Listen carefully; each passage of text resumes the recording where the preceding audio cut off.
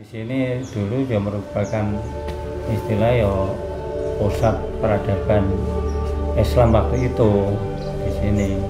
Hanya saja itu tidak bisa dibuktikan secara apa ya ilmiah, artinya secara tidak punya referensi lah, tidak ada sejarahnya lah, karena sejarah waktu itu memang sengaja dihilangkan oleh Belanda sih mas.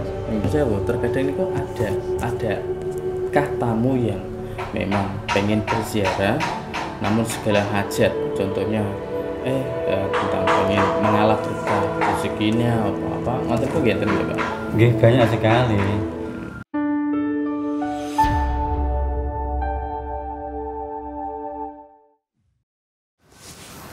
Assalamualaikum Pak Sinten. Kula Nurkhalis. Pak Nurkhalis nggih, Mas Ilman Pak. Ngapunten sedherenge nggih sami silaturahim damel sederekan saat kan manten derek badhe mangertosi bahasa-bahasa sing sekiranya Indonesia sing ben mengerti mawon nggih Pak. Ngoten. Wong terkadang orang itu kan pengen tahu sejarah-sejarah dari mana awal dedikasi dari seorang sesepuh terhadap kita, cucu-cucunya, cicit-cicitnya kan ngaten sih Pak. Kadang dereng ngertos orang tersebut, terus sesepuh siapa saja kan ngaten. Kadang seumpami Raden Mas Sosroningrat niki kan bapakipun pahlawan gitu Pak. Kadang kan mboten do mangertosi. Nah, Pak Nurkhalis niku juru kunci teng mriki niku pun pinten taun Pak? Kula 2008 mulai di sini. Berarti menginjak 12 tahun ini. 12 tahun niki kira. 12 tahun niki selama niki niku hal-hal apa Pak sing pernah jenengan alami selama ting Mbah Hyang? Kalau saya Mas di sini biasa saja karena saya tidak berat apa-apa. Artinya saya di sini hanya istilah ya ditugaskan, disuruh orang ya diarahkan orang tua untuk di sini, kemudian dari pihak keluarga Citrosomo memberikan rekomendasi, kemudian dari pemerintah khususipun waktu itu BPJP Jawa Tengah juga memberikan SK saya untuk merawat di sini. Karena mereka kan pun termasuk cagar budaya Pak. Cagar budaya, yang namanya cagar budaya itu kan wajib harus dirawat, wajib harus Jadi selama ini kalau tanya ada hal apa, saya memang tidak ke sana. Saya inginnya ya kerja biasa, bisa membantu bersih-bersih, bisa merawat, bisa melayani tamu. Terkadang itu ada kah tamu yang memang pengen berziarah namun segala hajat, contohnya tentang pengen mengalah berkah rezekinya apa ngoten kok ngeten lho Pak. Nggih, banyak sekali. Karena khususipun orang-orang Islam sing mengkitu NU itu kan memang ada anjuran untuk ziarah, kemudian kirim doa, dan yang tak kalah penting adalah ngalap berkah. Jadi mintanya ya kepada Tuhan, hanya saja wasilah. Terus nggih, ngapunten dipotong sekedap niku wonten. Tasih mboten. Maksudnya keturunan saking Mbah yang sing teng mriki Pak. Ngoten niku. Kalau keturunannya ya tetap masih Mas.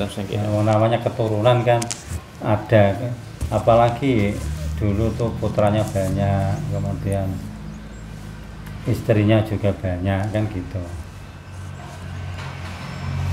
Lintas cerita kan begini. Mbah Citrosomo yang sekarang terkenal Mbah Citrosomo itu namanya kan Ki Wuragil Jiwosuto. Kemudian ditugaskan oleh Mataram untuk berdakwah sekaligus mengusir penjajah. Jadi dua misi itu, ikut menghalau penjajah, ikut berandil dalam menghalau penjajah, kemudian dakwah menyebarkan Islam. Perjalanan dari Mataram ke sini itu ya banyak daerah-daerah yang disinggahi. Termasuk di sini itu semula ya memang dia dakwah di sini. Kemudian kenapa kok disuruh di Jepara kan gitu? Karena lalu lintas masuknya penjajah waktu itu kan lewat laut. Jepara sudah ada pelabuhan yang besar, terbukti dengan adanya mercusuar. Kalau tidak ada mercusuar kan bukan pelabuhan besar. Terus ditugaskan ke Jepara. Singkat cerita, atas keberhasilannya kemudian dia diberi hadiah mendirikan kadipaten. Makanya kabupaten di sana bukan di sini. Pada suatu saat dia ingin meninjau dari lokasi-lokasi yang pernah disinggahi, sejauh mana perkembangan dakwahnya kan gitu. Ternyata di sini itu termasuk mendapat sambutan yang luar biasa, sehingga di sini dulu juga merupakan istilah ya pusat peradaban Islam waktu itu di sini. Hanya saja itu tidak bisa dibuktikan secara apa ya ilmiah, artinya secara tidak punya referensi lah, tidak ada sejarahnya lah, karena sejarah waktu itu memang sengaja dihilangkan oleh Belanda sih Mas. Jadi masyarakat itu sulit sekali untuk mendapatkan itu. Jadi tidak punya dokumentasi, tidak punya dokumen. Terus kemudian karena dia melihat di sini itu makmur. Nah, makmur itu ada faktornya ternyata. Faktornya itu ketika dia dakwah di sini mau wudhu tidak ada air, kemudian menancapkan tokatnya, keluarlah air. Nah air itu akhirnya keluar terus dia kan mencari daerah dataran yang rendah. Di situ sebelahnya itu ada dataran rendah, kemudian terkenal dengan sendang. Nah, airnya bagus waktu itu, kemudian banyak masyarakat yang menggunakan. Terus akhirnya masyarakat banyak yang mengambil, tanya, "Mbok kemana Mbok?" Ngos sendang jupuk banyu. Karena perjalanan waktu akhirnya ngerti ngos sendang. Terus akhirnya di sini menjadi desa Sendang. Awal dari nama desa Sendang itu ceritanya niku Pak. Karena peradabannya itu sudah maju, akhirnya Mbah Citro pengennya besok dia sudah jadi bupati di sana. Nah, dia kesini kan meninjau lokasi daerah mana yang ketika didakwahi itu ada kemajuan. Terus akhirnya karena di sini perkembangan Islam lumayan bagus. Dulu di sini juga ada KUA-nya sebelum pejangan adat ada. Sebelum ada pokoknya sudah lingkup daerahnya terbentuk. Terus akhirnya wasiat sama putranya besok ketika saya meninggal dimohon dan dimakamkan di sekitar Sendang. Sekitar Sendang beli itu Mas. Soalnya dimakamkan di sini. Nah, beli mriki niku wonten teng nggih niku sebelah Pisang, tapi sekarang sudah masuk hak milik warga, jadi tapi tasih ngoten niku Pak, segi bangunanipun ndak ya hanya seperti sumur kok kecil. Terus yang yang tempat penampungannya itu ya seginilah, sekitar segini lah. Waktu saya kecil itu situ ya airnya juga memang bagus sekali, ada ikan aja kelihatan saking beningnya. Saya waktu kecil ya sering mandi di sana kok. Dulu ya memang banyak yang mandi di sana waktu saya kecil tuh sore. Dulu kan mandinya memang sore doang sih Mas, tidak ada mandi pagi. Setiap sore banyak yang ke sana mandi, cuci pakaian.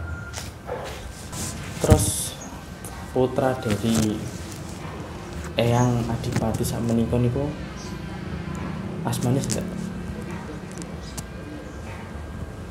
Asmane kula lali Mas. Tapi nggih disareke teng mriki. Mboten. Ya yang gini ya. Dulu kan bentuknya kan seperti kerajaan ya, turun-temurun. Jadi putranya yang Citorosomo menggantikan Citorosomo satu, mendirikan menjadi bupati, namanya Disomerdodo. Citorsumo itu gelar Mas. Nggih, terus. Gelar yang hanya diberikan sampai ke 9. Setelah 9 gelar itu selesai.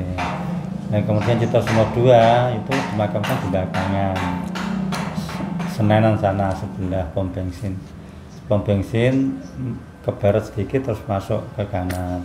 Kemudian yang 3, 4, 5, 6, 7 di sini. Ini termasuk niku. 3, 4, 5, 7, kemudian 8, 9 di Tuban. Oh, di Tuban. Iya, di Tuban.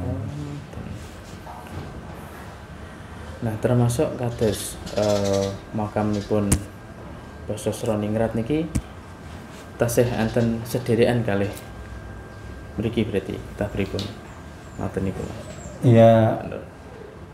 Sejarah pripun niku? Iya jelas ada, karena sini kan bukan makam umum. Umum. Makam keluarga. Jadi hanya keluarga yang bisa dimakamkan di sini. Nah kemudian apa itu RM Sososengket itu kan memang keturunan dari Mbah Citorsumo, hanya gelar itu sudah selesai. Gelar Citorsumo sudah selesai kan hanya sampai ke 9. 9. Okay. Nah yang berikutnya yang tidak bergelar Citorsumo, kalau gelar bangsawan masih, RMA Sosoningrat masih. Mungkin gelar bangsawan itu. Gelar bangsawan masih. Kalau yang gelar kepemimpinan itu kan sudah selesai, gelar apa ya sebenarnya? Citorsumo. Ya gelar Citorsumo kan sudah selesai.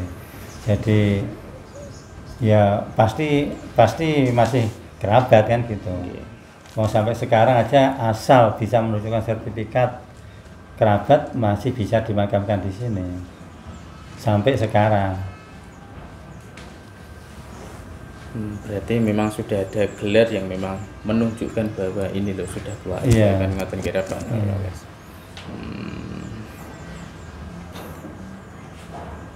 Jadi memang kondisi makam di sini itu jelas memang makam keluarga. Iya, makam. Bukan makam umum dan melainkan sudah menjadikan cagar budaya kan begitu alurnya. Okay. Nah, terus gini kan anak muda itu biar mengerti Pak langkah-langkah suatu sesepuh dahulu itu bagaimana alurnya dan bagaimana kok bisa terbentuknya kebudayaan. Jadi tidak salah jalur. Apalagi zaman sekarang ini kan eranya sudah terkadang sudah menjadi salah langkah. Salah langkah itu dalam artian secara tidak langsung kita kan dijajah. Zaman dahulu dari zaman Belanda sampai saat ini kan secara tidak langsung dan tidak mengerti kan dijajah lagi dengan kebudayaan yang memang kita tidak mengerti kan Pak, terkadang adanya anak muda itu biar tidak melenceng.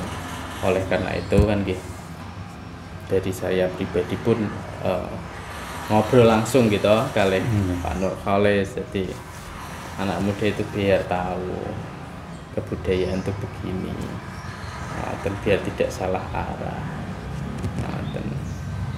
Cekap semonten aturake matur sembah nuwun ingkang kathah.